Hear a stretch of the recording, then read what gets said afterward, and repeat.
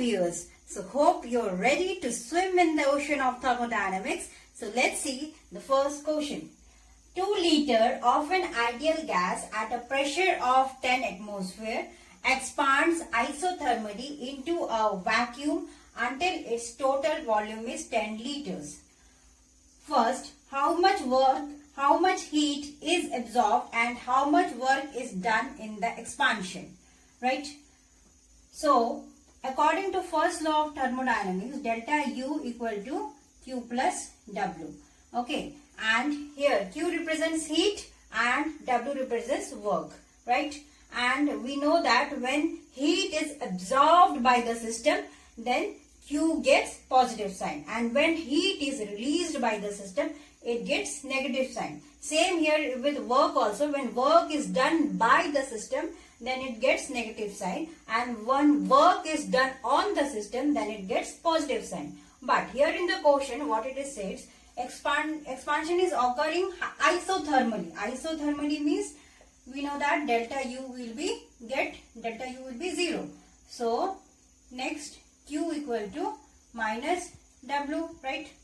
And now, so P external delta V, right?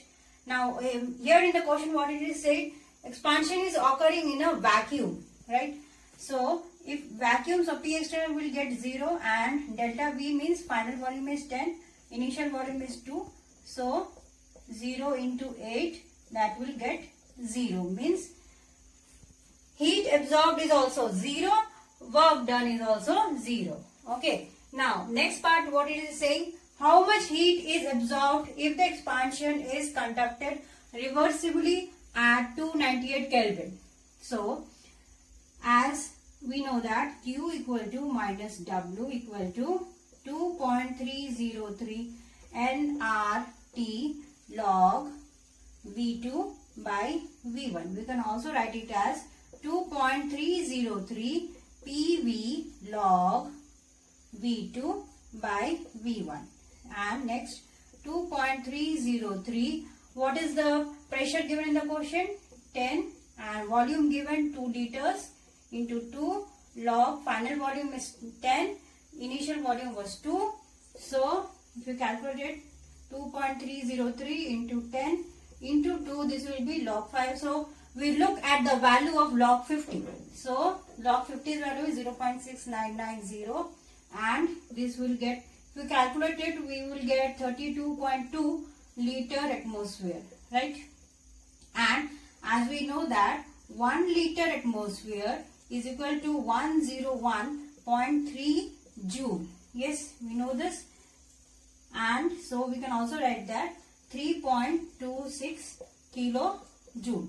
Either this is the answer or this is the answer. You can write in 2 different ways. Okay. Now let's move on to the next question.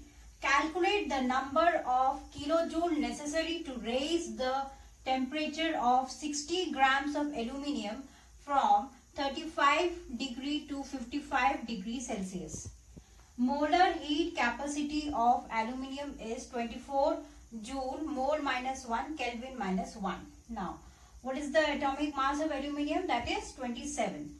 Now, first let us know what is molar heat capacity. Molar heat capacity, as we all know, it is the amount of heat required to raise the temperature of 1 mole of substance by 1 degree. Yeah, right? And what is specific heat capacity? The amount of heat required to raise the temperature of 1 gram of substance by 1 degree, right? So here molar heat capacity is given. So let us first find out the specific heat capacity.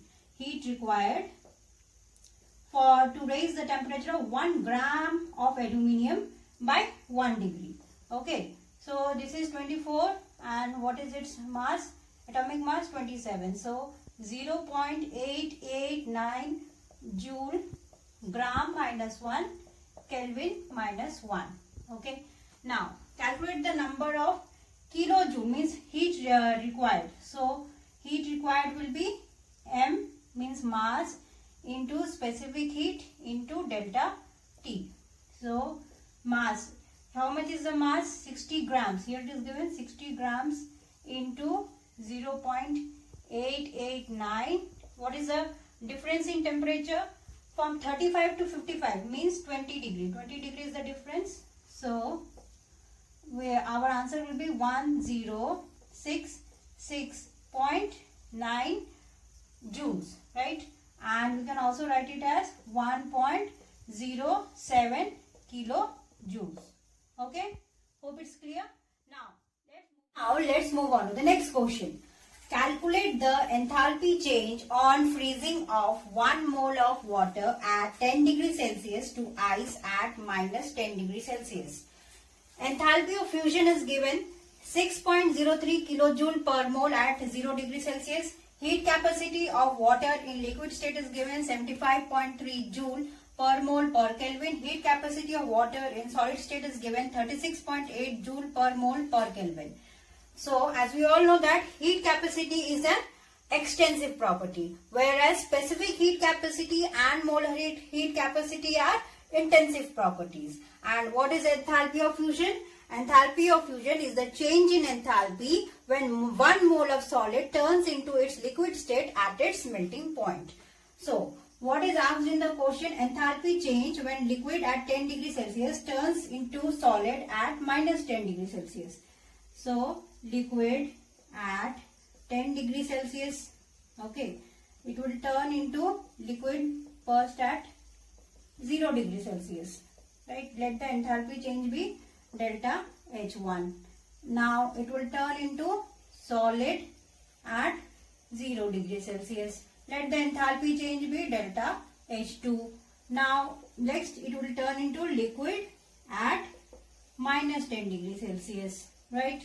Now, let the enthalpy change be delta H3. And the total enthalpy change during this process will be delta H1 plus delta H2 plus delta H3. So, let us first find out delta H1, right? So, it will be N number of moles into heat capacity of water in liquid state, right, into delta T. What is the mole being used? Only 1 mole. Heat capacity of water in liquid is given is 75.3 into delta T. Delta T is from 10 to 0. So, 10. Delta T will be 10. So, if we calculate this, how much we will get? 753 joule mole minus 1. Okay. Next, we can also write it as 0.753 kilojoule mole minus 1, right? Now, let us calculate delta H2. Delta H2 is fusion given. So, here what is happening here? Inverse is happening. Liquid is turning into solid. So, the value will get a minus sign. Okay. So, minus N into, what is enthalpy of fusion given here? 6.03. We have already put minus into 6.03, right?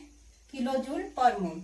So, our answer will be 6.03 kilojoule per mole, right? Now, let us find out what is delta H3. Delta H3 is minus N into heat capacity of water at solid state, okay, into delta T. Here what is happening? From 0 to minus 10. So, here already we have put minus, right? So, next will be minus 1 into, what is the heat capacity given? 36.8 into 10. So, we'll get what we'll get? 368 joule mole minus 1, right? We can also write it as 0.368 kilojoule mole minus 1. Here is this minus sign, here also minus sign, here also minus sign, and here also minus sign. Okay. Now, total enthalpy change will be delta H1 plus delta H2 and plus delta H3, right? So, what is delta H1? We have got 0.753 minus 6.03, right, and minus 0.368. If we calculate this, how much we will get? Minus 5.645 kilojoule per mole. Okay, this is the total enthalpy change happening in the total process. Understood? Now let's move on to the next question. Let's see the next question. Calculate the standard enthalpy of formation of methanol from the following data. This is the three separate reactions given. So this seems to be related to the Hess law. Now what does Hess law states that? It states that the enthalpy change involved in a particular reaction, either it occurs in one step or in several steps, is the same. Okay. So now what is the, how can we form methanol?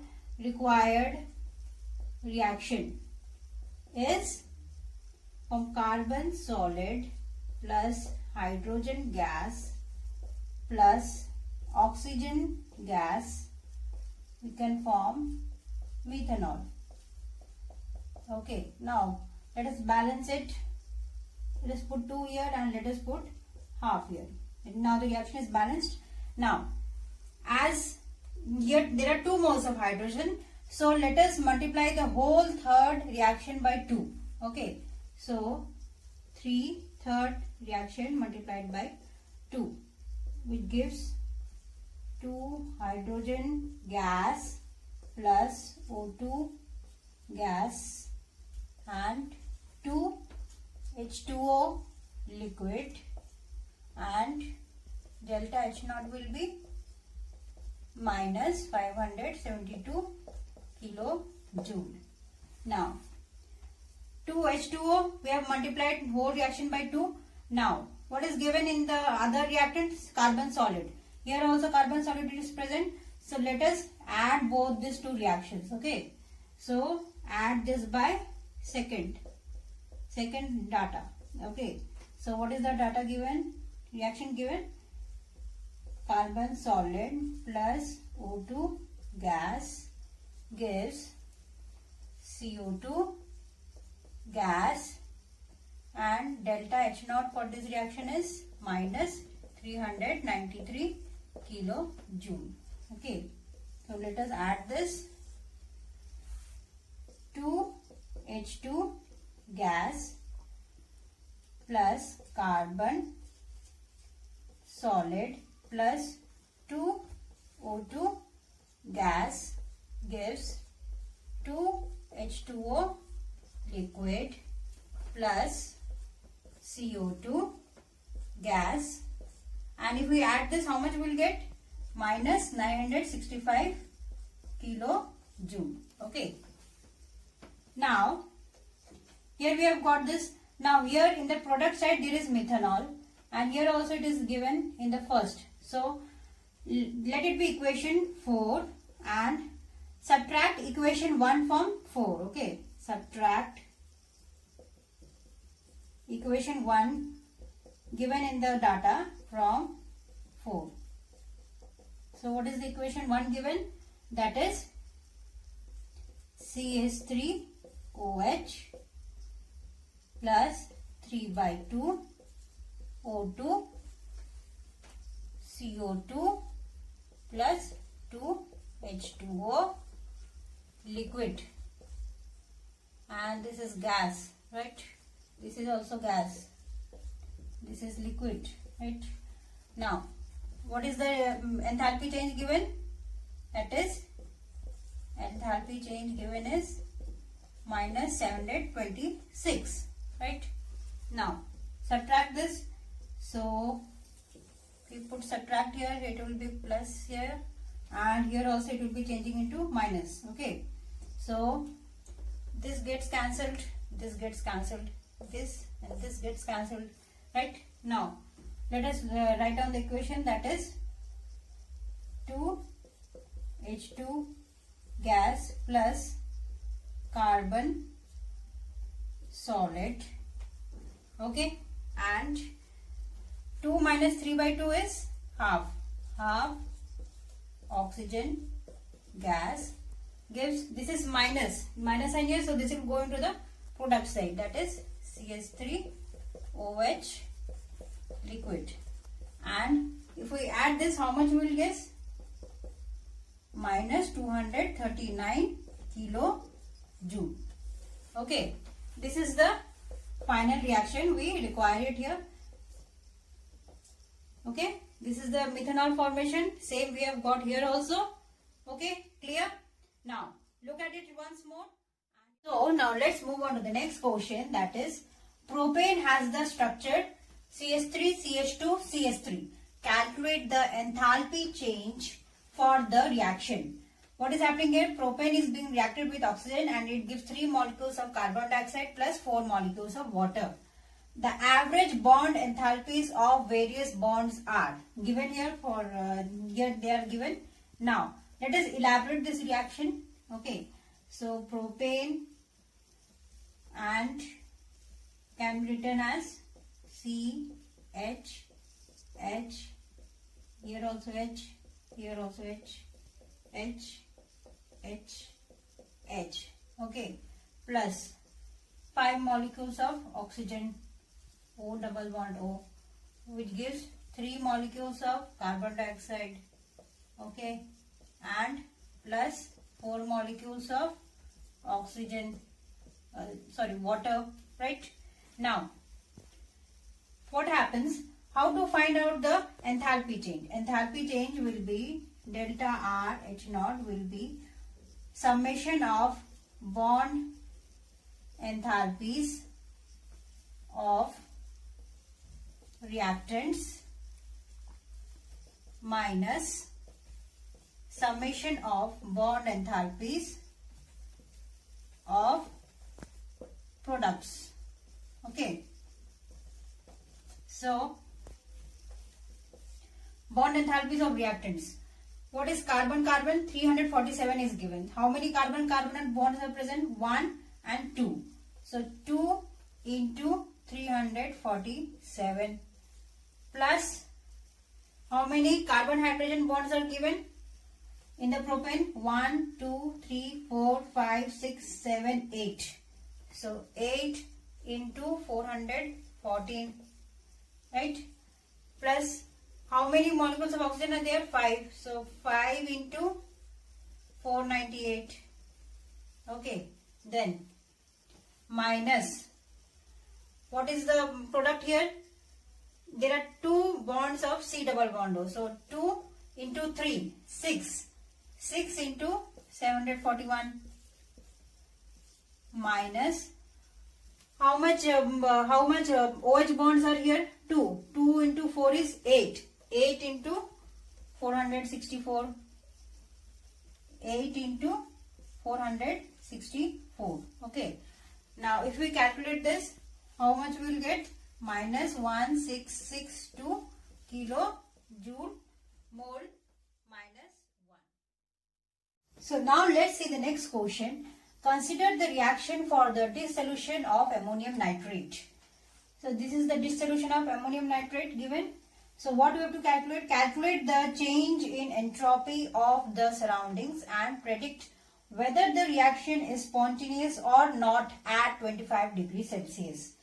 So how can we define entropy change? Entropy change is the amount of heat absorbed isothermally as well as reversibly divided by the absolute temperature at which heat is being absorbed.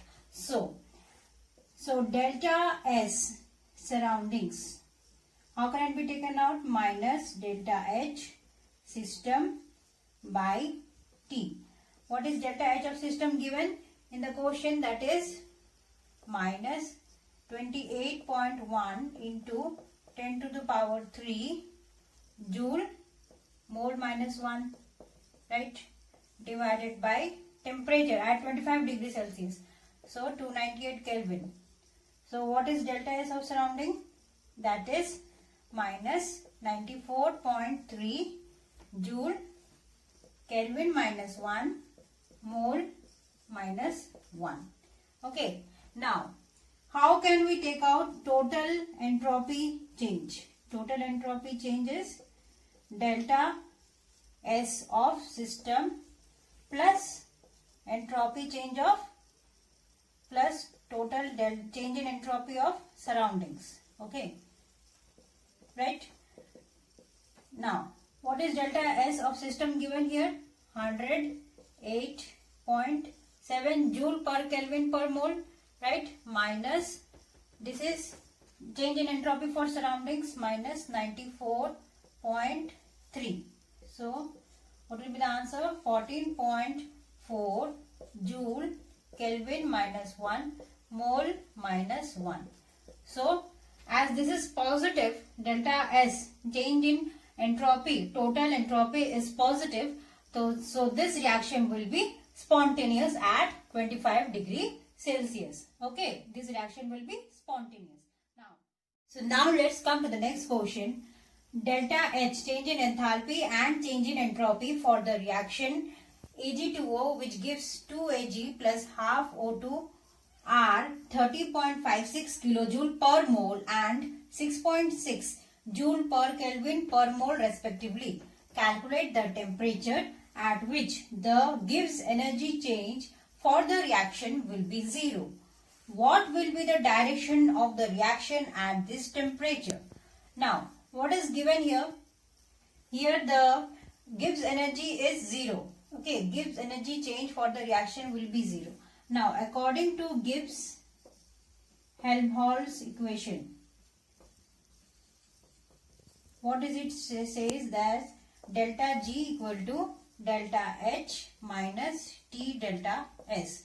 But in the question it is given that this delta G value will be 0. So, that means delta H equal to T delta S and T equal to delta H by delta S.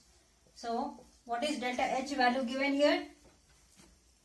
30.56 kilojoule per mole. So, 30560 joule mole minus 1, right?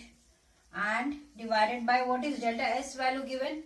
6.6 joule Kelvin minus 1. So, what will be the answer if we divide it? 4630 Kelvin. Okay. So, at this temperature, delta G will be 0. What is asked? What will be the direction of the reaction? When delta G is 0, the reaction is at equilibrium. Okay. It is neither in forward nor in backward. It is at equilibrium when delta G is 0. And below this temperature what will happen?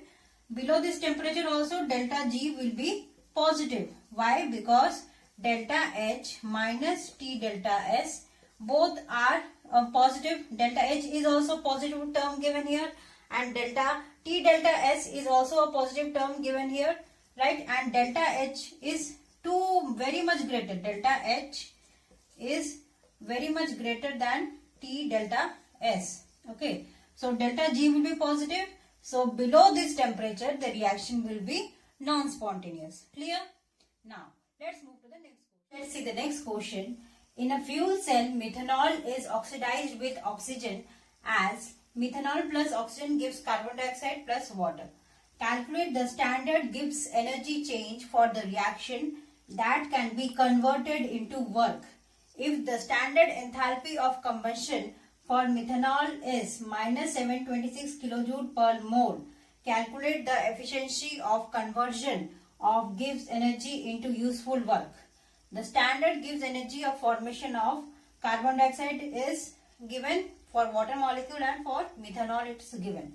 Now, as we know that how to find out delta G, change in Gibbs energy for the whole reaction, that is summation of delta G naught formation of products minus delta G naught formation of summation of reactants, right?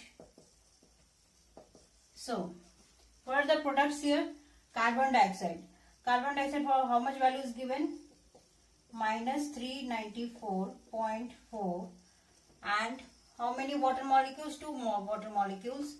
So, plus 2 minus 237.2 minus what is the a reactant methanol. Methanol is a reactant, so minus 166.2, and for oxygen it will be 0.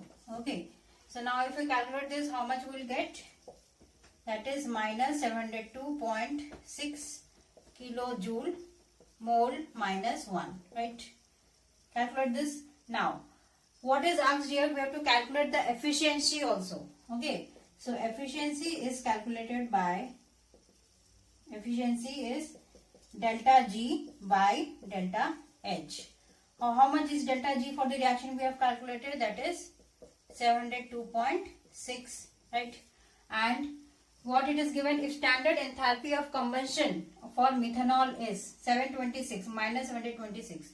So 726 is the value for delta H. Now if we calculate this, and if we want the percentage of efficiency, then into 100. Now if we calculate, what we will get? 96.78 is the percentage efficiency for combustion of methanol. Okay, which can be converted into work, electrical work. Is it clear? So, if you like this video, kindly like and subscribe my channel, that is Fun with Chemistry, and stay with me. Thank you.